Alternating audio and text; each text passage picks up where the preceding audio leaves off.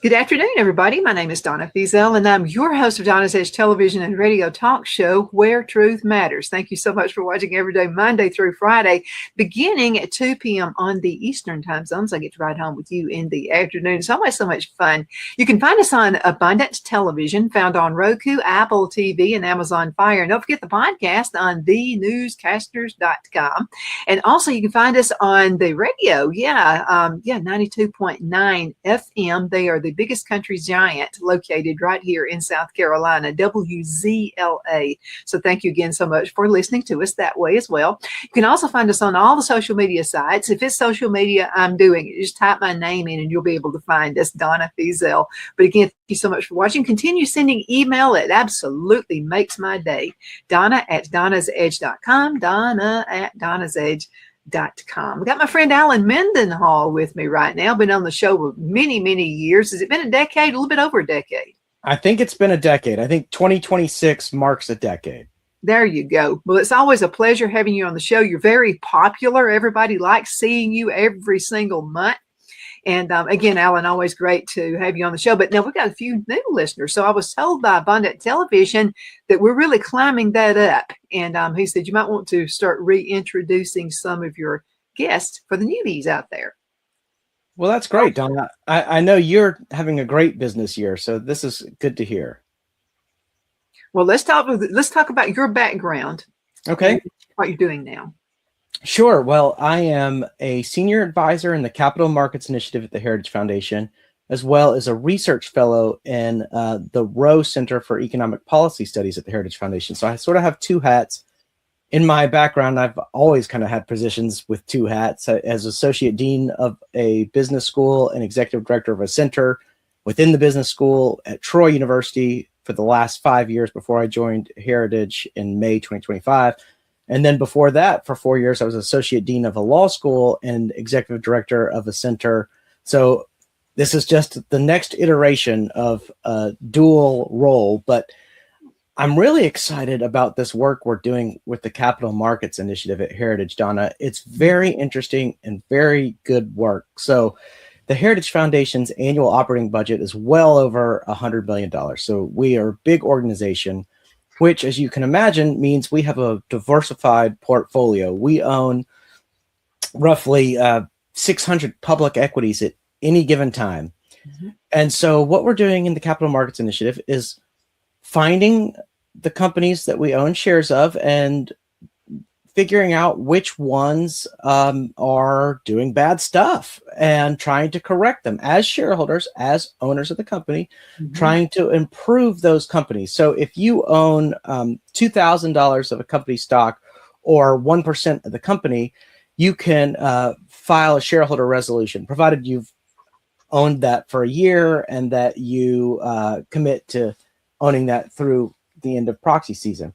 So we filed shareholder resolutions at 25 companies, or shareholder proposals at 25 companies. And we're focusing on regional banks that sort of are doing things procedurally or with their policies that are misaligned, so to speak, with their consumer base. So we're talking about banks that are being Cracker Barrel or Target or Anheuser-Busch with its Bud Light, companies that are doing that type of stuff that really doesn't make sense. One of them is Regions Financial in Alabama. Had been doing a lot of stuff that really doesn't make sense for a corporation headquartered in a red state, doing business in a bunch of red states.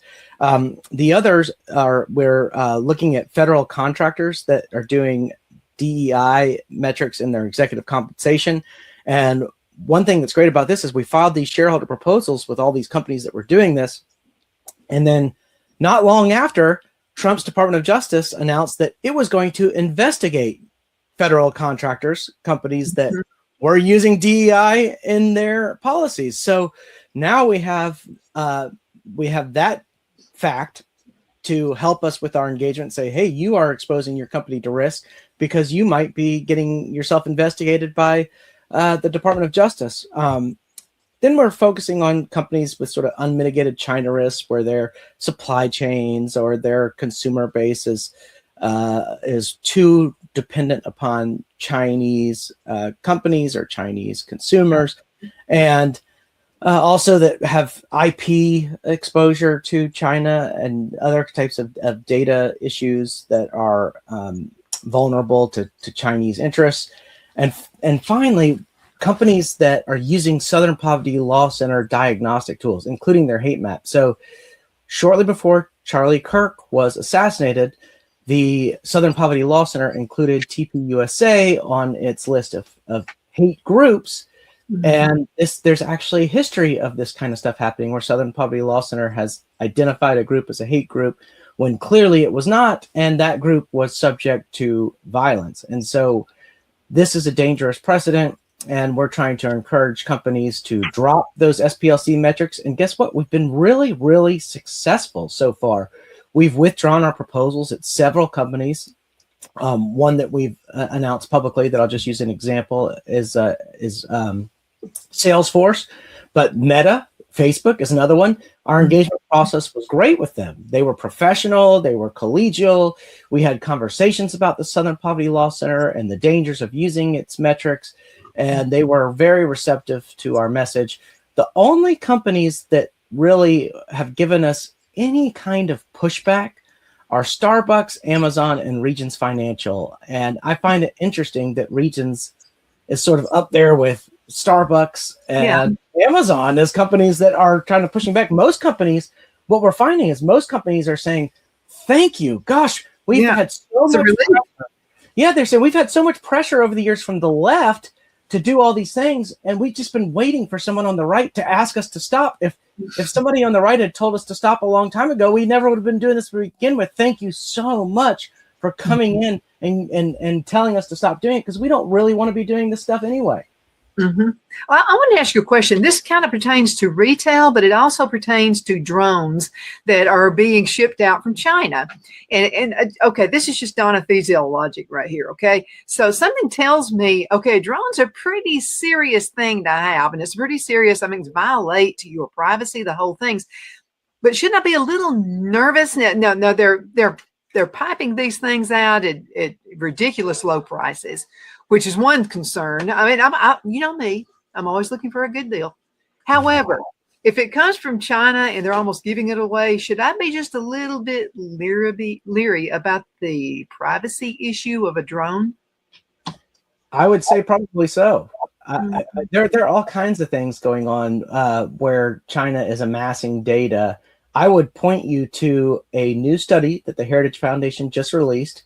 And I'm no expert on this study. I did not participate in the study, so I can't just sit here and summarize it for you, but it's brand new, and it's called Project Tidal Wave, and it relied on AI and simulations and a lot of expert input to figure out war games and other types of events involving China and whether the United States could or could not win a war against China. And I won't do the spoiler alert. I'll make it like a film or something where people have to go look it up for themselves and see what the outcomes and the results of that study were. I think it's not just interesting, but also alarming. It means the United States really has to get it together, and we've got to refocus our efforts on production and national defense and all kinds of issues regarding sovereignty, where China is in our country in ways that not everybody appreciates, and that's scary. Oh, it definitely is. As a matter of fact, I just recently canceled an order.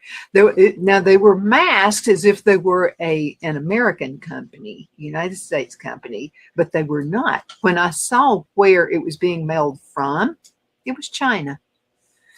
So, and when I'm ready to order something, I want to get it within a week at least, not 6 weeks or later. And so that's another reason I really don't want to buy anything from China. But then I have to wonder about what they put in their products. Exactly. Here. I mean, you just have to be careful about those things. Common sense. I can tell you, I think China right now has some unique information about my inner ear. And I'll tell you why I say that. That's an unusual way to lead a conversation. But the other day I was on Facebook and I was watching those videos where somebody has the thing that goes in your ear and it's got a camera on it and a light and it shows how they get earwax out. And it just looked so satisfying and I had to get it. So I purchased it. It showed up at my house, and the first step in the instructions involved a QR code that you scan in order to pull up a new app. And I pulled up the app, and it had all these Chinese characters. It wasn't even in English. Oh. I downloaded it anyway because I wanted to use this ear thing. Yeah.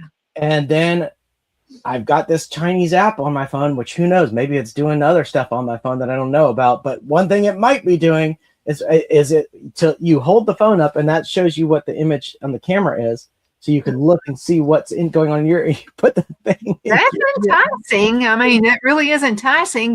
But then again, you have to wonder what the payoff is. What is the payoff? Does it have little things crawling through my phone that I don't know about? Pulling data. I don't know. I have no idea. Oh gosh, and it could be keeping up with your because you do online banking and that kind of thing. Oh, who knows? I mean, who knows what it's capable of doing or not capable of doing? I don't know. I mean, I would imagine that tech is pretty shocking when you've got countries setting off pager bombs and you've got all this drone warfare. I would imagine just combing through the devices of regular old people is not that difficult. We don't exactly have government security around our phones. Well, I had never really thought about this, but we had a listener who sent an email about doing online deposits. And he said he was a little bit leery about doing that. I mean, I do online deposits. Customer pays me. It's just quicker not to have to run to the bank. I'm looking at convenience right there. But what harm could possibly come out of that? Well, I don't know. I'm no expert in this type of security, so I can only speculate. But I do online deposits all the time. I don't have time to go to the bank. I'm not even in the city where I reside all the time. I'm on the road all the time, and so going to the bank and running errands. Like the other day, my siblings and I were having a conversation, and it was along the lines of, "What are the things that our parents did when we were kids that we don't do now that we are adults?" And one of the things that was brought up was running errands. We don't run errands. I'm like, do we not run errands? I do everything online. I guess I don't run errands. I mean, I still go to the grocery store, but you don't have to. You can have your groceries delivered if you wanted to. You can have the cleaners come to your house if you wanted to. There's a doctor that comes to your house in the old-fashioned way. Wow. Here in Auburn, and you just schedule it online, schedule an appointment, and they come and show up at your house. If you didn't want to leave the house, you wouldn't have to. Now, I like to leave the house because I get bored. Yeah, I get bored staying in the house. I like going out. I like seeing people. I like eating lunch out, partially because I don't cook. But I also like to see people. I like being around people. I'm an extrovert. That's the same here. I wanted to mention before we go into a commercial break, my great-great-grandfather, I think it was two greats, was a medical doctor. But now we didn't get a lot of wealth out of this. Basically, he was paid with chickens and eggs and stuff like that when he delivered babies. So anyway, my grandparents talked about it. I wonder how many eggs they got for delivering babies. So, but anyway, that was back in the olden days. But things have definitely changed. But I would love to see where a doctor will come to your home. I would think if you're opening up a practice, you're brand new, that might be a great way to expand your patient base. That might be a good one. Let's go into a commercial break, and we're going to return in just a few minutes. Twin City Used Car Sales has been serving drivers in the Northeast Alabama area for years with a quality selection of late model used cars, SUVs, and pickup trucks. On top of our extensive selection and competitive prices, we offer professional auto financing services for used car buyers of all credit levels. Whether you've just begun your search or you're ready to secure your next vehicle, at Twin City Used Car Sales, you will drive away with the vehicle of your dreams. The sales and finance staff at Twin City Used Car Sales looks forward to serving you, and you can apply for financing online before your visit to our used dealership in Gadsden, Alabama. Check us out on the web at twincityusedcars.com or go by our location at 901 First Avenue, Gadsden, Alabama. We sincerely look forward to serving you.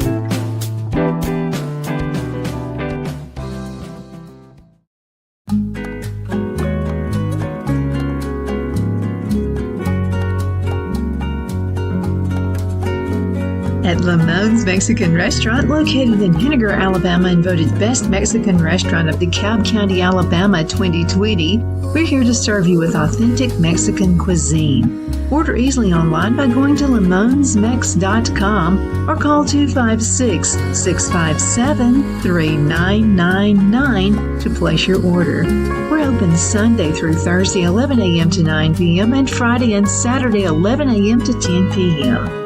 Whether you're celebrating a cozy date night for two or a celebration for a crowd, at Lamone's you'll love our atmosphere and friendly servers.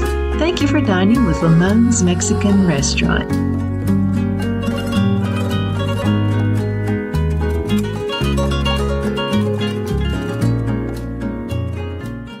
At Liberty Bank, we're all about community, whether it's to help with a charity fundraiser or help families in need. Toys at Christmas or a local football team, we're here for you. You see, we realize the importance of family. Sometimes it's to build a new home or necessary home repairs. We're here for you. If you like the feel of a small town bank with all the conveniences of a big city bank, we're here to serve you. You will find us at any of our convenient locations in DeKalb, Marshall, Etowah, and Blount counties in North Alabama.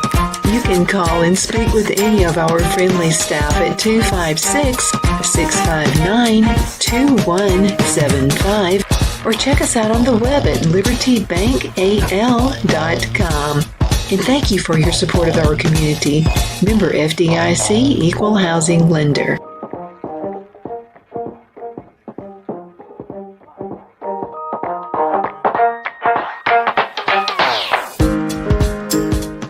I'm excited to announce our Christmas extravaganza is finally here. Get this season's flannel sheets for as low as $59.98. They won't last long, so get them while you can. Our famous My Slippers, they haven't been on sale for over a year. Regularly $119.98, now only $59.98. Our 6-piece towel sets are back in stock with extremely limited quantities, only $29.98. With hundreds of MyPillow products, there's something for everyone on your Christmas list. Bathrobes, duvets, quilts, down comforters, and so much more. So go to MyPillow.com or call the number on your screen. Use your promo code to save on all MyPillow products. For example, flannel sheets for as low as $59.98. Or our 6-piece towel sets, just $29.98. But that's not all. I'm extending our 60-day money-back guarantee until March 1st of 2025. Plus, all orders over $75 or more ship absolutely free.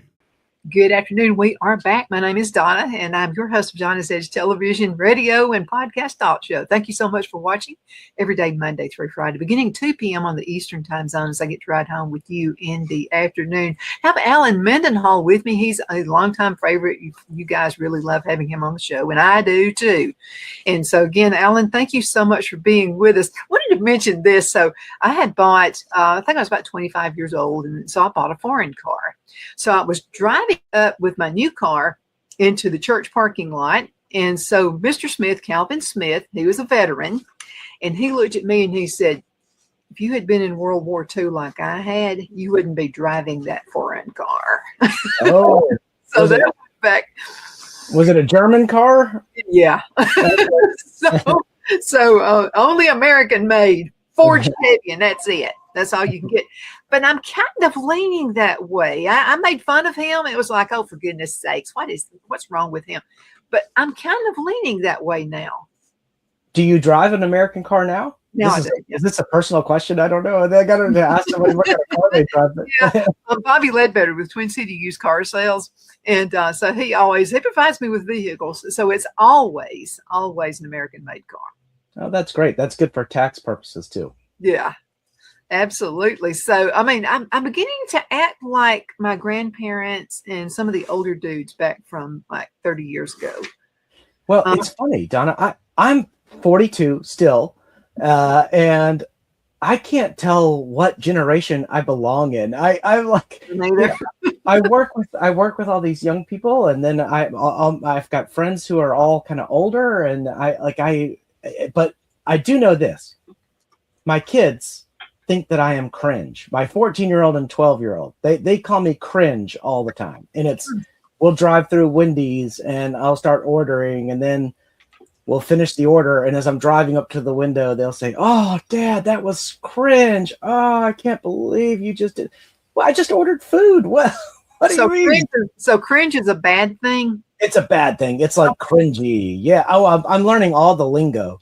If you're based means you're cool, like in a conservative way. Yeah, you're based. And I remember one time one of my black friends said, "You're fat." And I'm taking offense to that. I'm like, what? With the PH, right? Yeah, PHAT. And I was like, excuse me. No, that's a good thing. That's a good thing. I'm going, how can that be a good thing? And then he said PHAT. So it's kind of like, what are these young people saying now? You have to practically do a language converter when you walk. Oh, yeah. My kids used to use the word sus. This is sus, meaning it's like suspect or suspicious. It's like it's one or both of those terms. And I was with somebody who is 28 the other day, and she was using the term sus. And so I asked my kids about sus, or I called something sus just to sort of play cool. And they're like, "Dad, that's so 2022. 2022? That's awfully specific," but that's what they said. That was so 2022. Sus is 2022 now. Well, let's say, you're already an old fogey if you mention that word. What's so funny is the dances, and I never was really like, my parents, they grew up in the 50s. I grew up in the 70s and all this. And so we had Staying Alive and all this disco stuff and all that stuff. And of course, they fussed about our music and, about how we danced and all this kind of stuff all the time. Well, my son grows up and he's in the 90s. And some of the stuff was really kind of weird. I mean, you got the rap stuff and all that stuff going on, but overall, I really didn't fuss with him too, as long as it wasn't vulgar. And if it's something vulgar, well then. But then that even changes, because from one generation to another, I remember hearing my grandparents talk about how vulgar they thought Elvis was. Oh, right. Yeah. It's nothing compared to now. The generational divide seems to have collapsed quite a bit over the last few decades. Yeah. I think older people act younger. I just remember when I was a kid, somebody that was, I'd say in his or her 60s, acted older than someone in his or her 60s acts now. They dress different, they acted differently, and I feel as if the generational divide is sort of collapsing, where it's shifting. People they dress the same way, they sort of act more the same way, they watch the same things, they listen to the same music. Young people listen to the same music that even my parents listened to when they were young. My parents also listened to new music. So everybody's kind of listening to the same music, watching the same sports, and entertainment seems to be more focused on the population writ large in a way that it probably wasn't. Even when I was a kid, there was a target audience of, an older generation, or a target audience of a younger generation. And now all the generations are sort of watching the same entertainment. I find that interesting. The one thing that I've noticed is driving. Now I realized back in my young days, I did drive too fast. I had a lead foot and I was always in a hurry. I'm still kind of that way a little bit. But sometimes Phil and I are driving and we're behind someone, and I will just say that's probably an old person because they're going like really super, super slow, and then you'll pass them and it's a young person. So it's like the younger people are driving slower now. I see that too. I have started slowing down, but that's mainly because, and I can't believe I'm about to say this on the record, this is going to get used against me in court, but I got tired of getting speeding tickets. Yeah, same. I got so many speeding tickets, but then I can't, please don't send this video to my insurance company.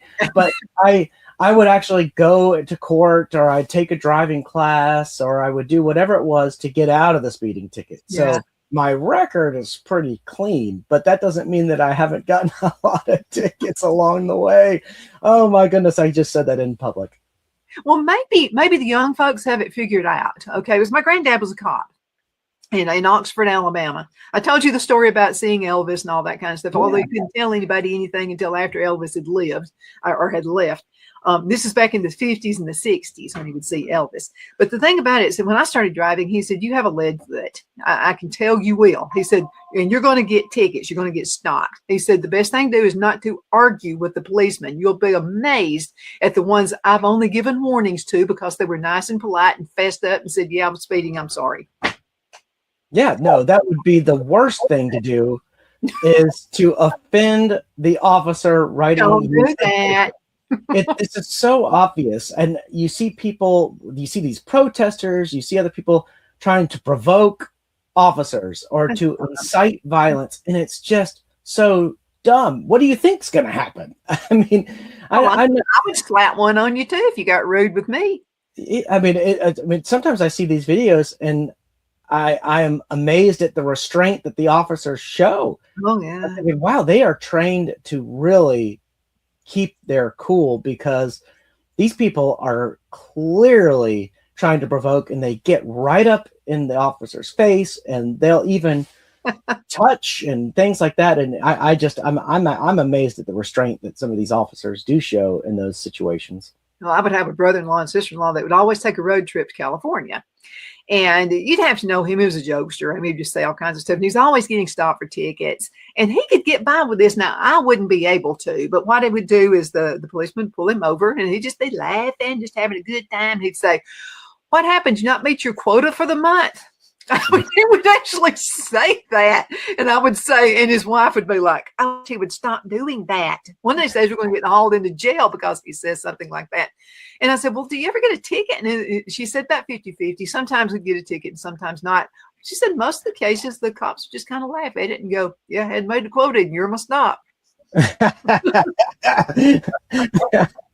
So it's just the way you do it. If you do anything in a hateful way, I mean, it's going to be. And I tell folks that way because political scene's coming up pretty soon, and people go out and they talk to the political candidates when they're out there.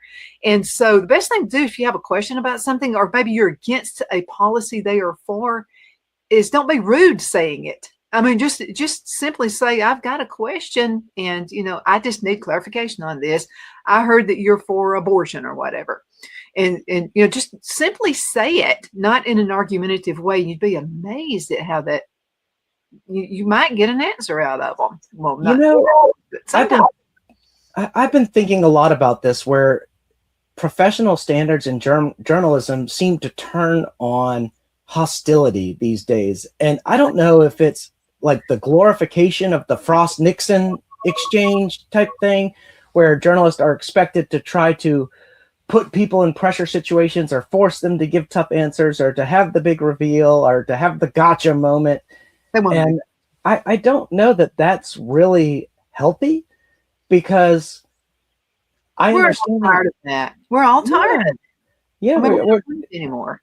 Yeah, it's not really helpful. If the purpose of journalism is to elicit information, I really don't know that that's the best way. You want people to be comfortable talking, and you want them to talk for a long time. Yes, they're going to get their narrative out. Yes, they're going to get their talking points out. But if you let people just talk for a while, they'll go off script. It doesn't require, badgering and that kind of thing. And so I don't know.